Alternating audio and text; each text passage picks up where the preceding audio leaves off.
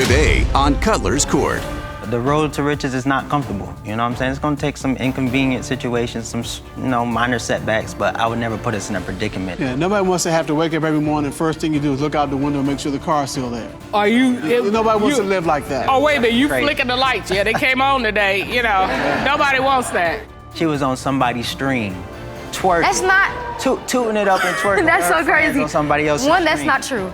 Literally, Talking about it's not It's true. not.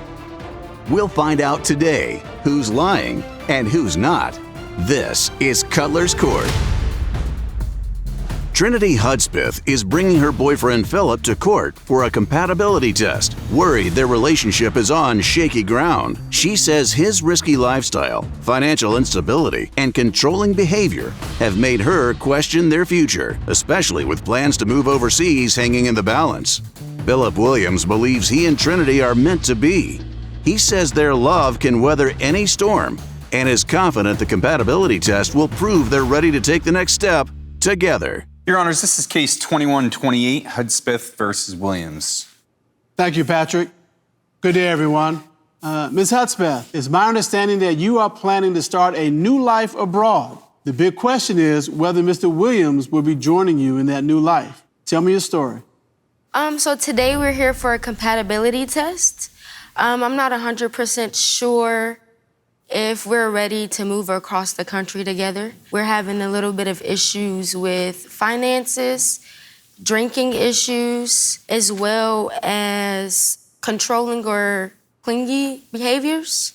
And when you say you're having issues with those things, I'm presuming you mean he's the one with those problems. Yes, sir, for the most part. Okay.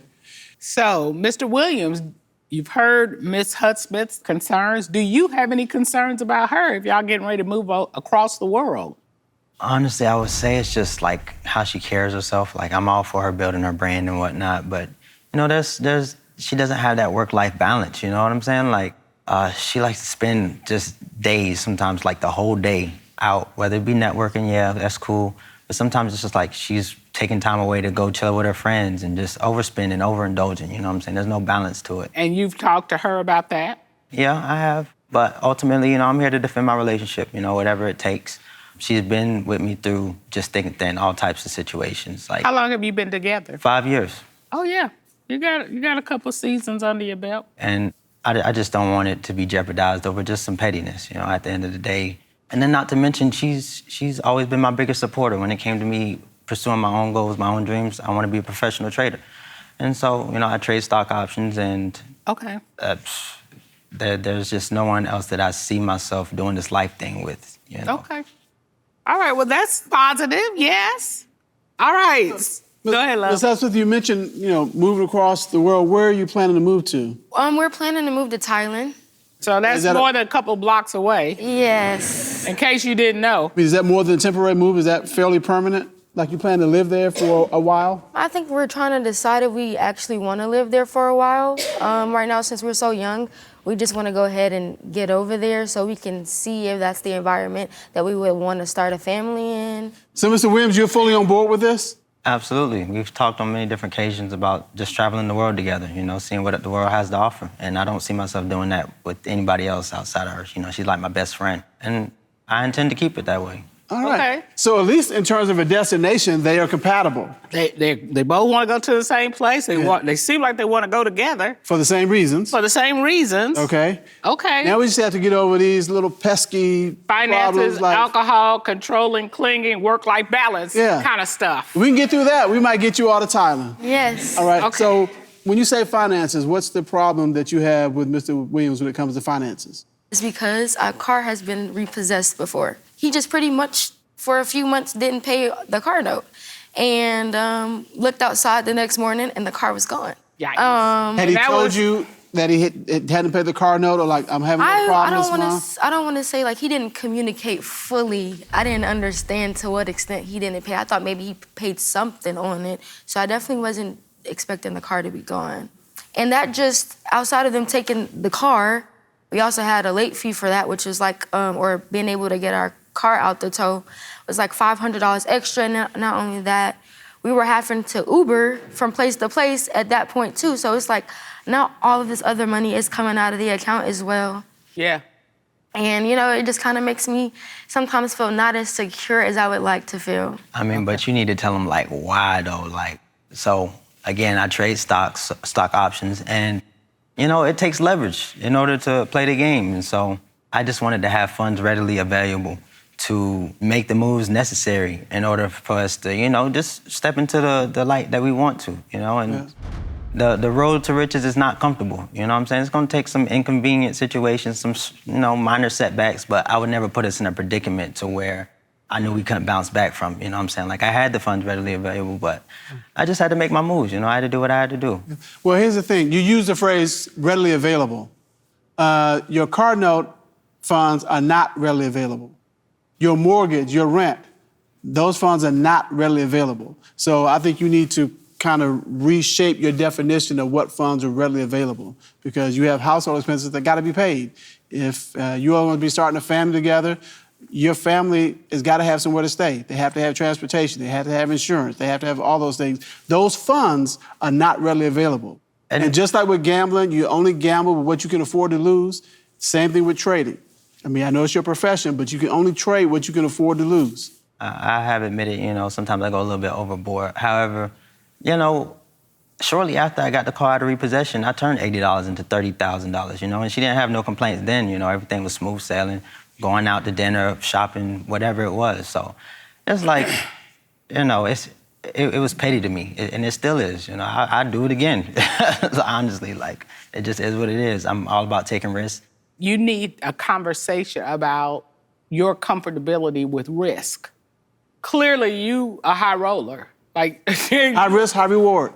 Exactly. But you also can't drag her into spaces where she's like, no.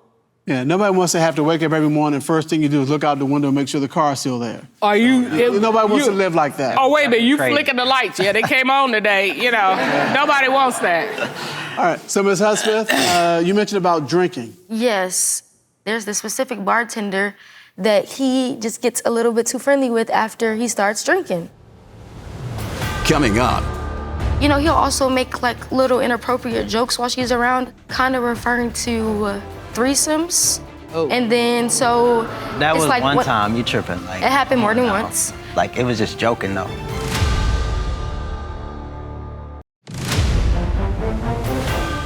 I have admitted, you know, sometimes I go a little bit overboard. However, you know, shortly after I got the car out of repossession, I turned $80 into $30,000, you know, and she didn't have no complaints then, you know. I'd do it again, honestly. So yeah, he gets a little bit too friendly with her. Like, you know, I'll see them laughing or whatever, and that's not too bad. But they start touching, or like she's putting her hand on him, and I'm just like, all I'm asking you to do is lay some boundaries down whenever this is going on, so I feel secure. You know, he'll also make like little inappropriate jokes while she's around, kind of referring to threesomes. Oh. And then so That it's was like one time, you tripping. Like, it happened more than now. once.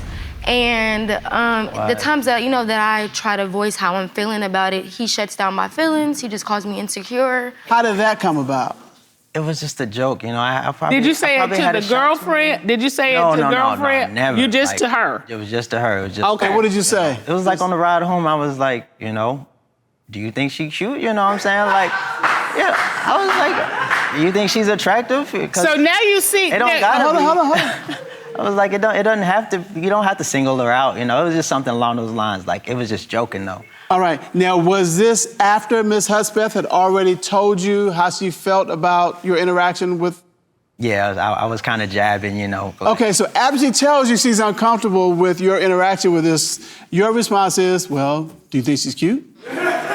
Do you, I mean, when you maybe? put it like that, it was childish. I've apologized for it, like, for sure, like 1,000 times over. Okay, so here's my question. What if Miss Hudspeth had said, yeah, I do think she's cute? Where would this have gone? Then it's not a You joke know, anymore. that's you know, we don't need to discuss that. That's another dimension, another reality, you know, like, it didn't happen. Okay, but here's the thing. What I'm doing is I'm taking you a step further, because you thought I was kidding, ha-ha, tee-hee. And in her mind, she's like, he wants to have sex with her. And if I agree to this, or if I indicate I'm open to it, she about to be in our bed. And so all those, am I right, Ms. Hudspeth? Yes, ma'am. And so that's why I'm saying to you, any issues, it goes to her. And you're done. And then is nothing for her to say to you. And if she continues, then you know what you're dealing with. That's real. Okay.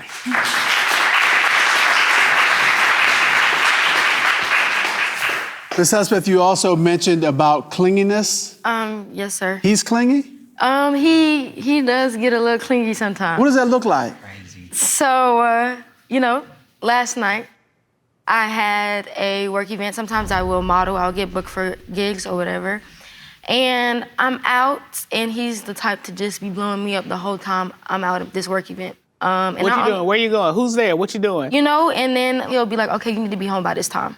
That's happened on multiple occasions. Did that happen last night? It just happened last night. He just told me to be home by 12. And then the time before that... Tell me what time you actually made it home, though. 3 a.m., Your Honor. She didn't make it home till 3 a.m. And But my thing is, that is very true. I didn't make it home till 3 a.m. However, like I said, I kept him updated. For the past 4 nights, she's been out past 12. I have been, but they've all been work events. They've literally all been work events. The past 4 nights, though, it includes Valentine's Day. I didn't go out Valentine's Day. You remember, I felt bad. I did not go out. What did we do for Valentine's Day? We went out to eat twice. No, that was Saturday. Okay, so Friday, the actual day of Valentine's, guess what she was doing? What? She was on somebody's stream, twerking. That's not... Tooting it up and twerking. That's so crazy. On somebody else's One, stream. that's not true. Literally, Talking about it's not true. Not. The day of Valentine's, I didn't do nothing. That was, the stream was on Thursday night. It was supposed to be a Valentine's. Going into Valentine's. He the one who told me to do it. He said I'm too shy when I'm on stream. Okay. That wasn't my first time on someone's stream. So the first time he was like, you're not doing enough, you need to put yourself out there more. So I asked him too. After that stream, I said, baby, I really wasn't too sure what you was comfortable with me doing on the stream. So I'm like, let's have a conversation about it. He didn't want to have a conversation about it though. Judge, so what? I'm like, this is crazy. So you trying to justify twerking on somebody's stream? So this is you told me to go out there, so you out there. And not only that, he has be careful what you say. had conversations before where he said that it's okay to do a little 1-2. I did a little 1-2. I wasn't there all night or anything. I made sure I was communicating with him for the whole time, and I was not out on Valentine's Day. Me and was together on Valentine's Day. When you say you did a little 1-2, what do you mean? Yeah, she wouldn't do it in the courtroom, right? So exactly when you say 1-2, what do you mean? Coming up. Okay, let me see. No. Come on, step out. Come on over here. On stream, go ahead and do it in front of America. That's cool. There's a little something right here. I don't want to do it. Go ahead. Tell him what time you actually made it home. 3 a.m., Your Honor. She didn't make it home till 3 a.m. And it includes Valentine's Day. He has told me, he was like, you didn't. So I do it in the courtroom, then it's out of pocket. I'm just saying. That's crazy. But, did you twerk? I don't really think I can, but I can do a 1-2. It's kind of, What's a 1-2? A 1-2 is like, I'm not saying that I can twerk, but I can. What's under twerking? Like, just I can move something that can look. It can look. Okay, nice. let me see. No. Come on, step out here. You just among friends. You just among friends. Come on over here. On stream, go ahead and do it in front of America. That's cool. There's a little something right here. I don't want to do it. Go ahead, bust it wide. I'm still shy though. And also I had a little bit to drink that night, so it was a little bit easier. Okay, well, we ain't gonna be able to give you a drink. Yeah, so. But we need to find out if you all are compatible, and apparently this... You're not being real right now. I would like to know if these problems that could make or break us, or are these just like small little pebbles in the road that we could actually work on? Well, that's why we have retained the expert services of Dr. Stacey J. Johnson, who is a compatibility expert and relationship coach. And she's gonna come out and tell us the results of your compatibility test. Okay. My name is Dr. Stacey J. Johnson. I am a renowned relationship expert and best-selling author. I have a master's degree in marriage and family therapy, and I have been helping people with the tools to create, cultivate, and keep healthy romantic relationships for over a decade. So I know when you do these tests, sometimes you have some insights. Do you have some insights for us? Absolutely. So we looked at psychological safety, physical attraction, love and feelings, and finances. And we're gonna go to the board really quickly here. All right. So #1, she feels financially unsafe. He takes risky financial bets. If he is being risky here with his decisions, he's still going to have those same behaviors in Thailand. What I would suggest you all do is really set some agreements. Location does not mean that he will change. Number 2, she values independence. He's overly clingy and controlling. Now, this is interesting because the most successful relationships have time together and time apart. There is going to become, if you all last, there's going to become a time where you're going to enjoy her being away from you, trust me, as much as you enjoy her being with you. So why start the relationship off with always just wanting to be together? I think the healthier ones, there's time together and time apart. Number 3, he thinks he's just having fun. She sees his drinking as a problem. I have a question. Is he always acting out the way he did with the threesome young lady? Or does that happen sometimes and it doesn't happen? Was it just a one-off? No, it definitely happens sometimes. I don't want to sit here and say he drinks a lot, but when he does drink, that will come up. That the threesome thing will come up. Okay. Then I would suggest, sometimes they say you blame it on the alcohol. I mean, sometimes it's a whole song. I mean, sometimes things may come out when he drinks, but if he's not excessively drinking all the time, then I would not look at that as being a big concern. And you did say he's not drinking all the time like that, correctly? Yes, ma'am. Okay, all right, so now let's go on to the numbers. Coming up. A woman needs to feel psychologically safe, and if she doesn't feel like you have her back, in situations, she'll inevitably start to back away from you. So I suggest that you do listen and take heed to what she's saying.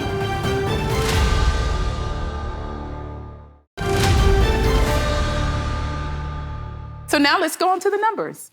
Yes. The plaintiff, Trinity, is 92% compatible with the defendant, Philip, which is 90% compatible. I think overall, you all are an adorable couple. Your temperament, it seems like even what you have going on. You did get a little teary-eyed at one point in the communication with regard to, I don't know, what was that? Was it? It was about the young lady that she feels he's a little handsy with. That is psychological safety. So what that will, even though the test did say you all were compatible, that will eventually start to have her back away from the relationship. A woman needs to feel psychologically safe, and if she doesn't feel like you have her back in situations, she'll inevitably start to back away from you. So I suggest that you do listen and take heed to what she's saying. All right, Dr. Johnson, well, thank you very much for your information. Thank you so much. All right, Thailand, here they come. Y'all better get ready. With a couple words of advice before they leave. Mr. Williams, she's a young entrepreneur. She is 24. A 24-year-old woman's not just gonna be home all the time. I mean, she's got things going on. She's an enterprising young woman, and that's what you like about her. So she's not just gonna be home in the kitchen cooking all the time. That's not realistic. Look at here. At 60, you ain't gonna be able to get her out the house. So just let's let her go outside. You've gotta have trust, and trust is believing she's doing the right thing even when you have no proof. Trusting is, look, she loves me, I trust her, she's gonna do her thing, she's gonna do the right thing, and I believe that. So if you trust her, let her be the vibrant young lady she is, you will reap the benefits, and you all will have a great relationship. We think you all are a great couple, very compatible, and we wish you much, much success in the future. Thank you. Okay. That is the determination of this court, and court is adjourned.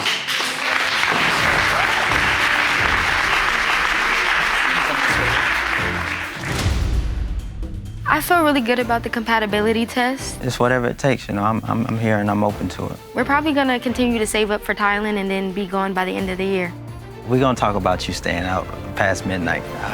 I'm still a little uneasy on it. I'll just keep you updated. I don't try to get home after midnight. Nothing good happens in the streets at midnight. As long as we got the understanding, we're gonna be straight. Cool.